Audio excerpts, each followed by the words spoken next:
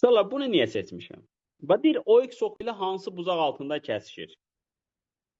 Bu bucaq bilirsiniz nəyə verir? Bucağı biz necə anlamalıyıq? Bu da integral deyil. Sadəcə seçmişəm ki, əlavə danışım. Bax, bunun OX oxu ilə kəsişdiyi nöqtələri qeyd eləyəndə, bunu sıfıra bərabər eləyəndə biri nə olur? 6. Biri nə olur? -1. Bunun qrafiki belə bir şeydir də. Əyri çəkdim. Deməli, uşaqlar, bax, bura -1-dir, bura 6-dır. Bunun OX oxu ilə hansı bucaq altında kəsişməsini necə tapırlar? OX oxu ilə kəsişdiyi nöqtədən toxunan çəkirlər. Bax, buradakı bucaq elə həmin bucaq olur. Bax, buradan da deməli toxunan çəkəcəklər. Buradakı bucaq nə edəcək? Həmin bucaq olacaq. Onda toxunanın bucağı, əmsalı, bucağı nə idi? Aiddir. Yadında. Y-in törəməsi nəyə bərabərdir? 2x-5. Bu nəyə bərabər idi? Tangens. Alfa. Bəs yaxşı, indi x-i yenə nə qoyacaqsan? Bir dəfə -1, bir dəfə nə?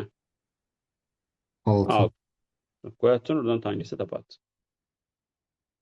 Başa düşdün? Çünki burada çəkilir. Baba, x bərabərdə neçədə çəkilir? 6-da. Burada tutaq ki, neçədə çəkilir? -1-də.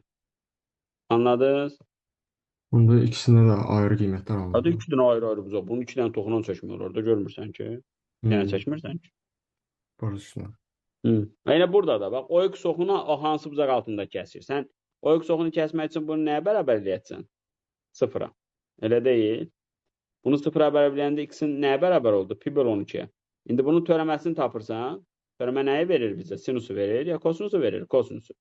Uşaqlar, həm də 2-yə nə inirdik? Vururduq. İndi bu özlüyündə nəyə bərabərdir? Tangens 1/5 deyə. Amma x-i yenə nə qoyacaq? Pi bölü 12. Yəni 2x pi bölü 6. Onsuz bura nə olacaq? 0. Kosin 0 nəyi alır? 1. Kosin 0 nə olur? 1. Onda tangens beta nəyə bərabər olur? 2-yə. 2. Həmin bucaq nəyə bərabər olur? Arctangens 2. Yəni belə bir sual var da.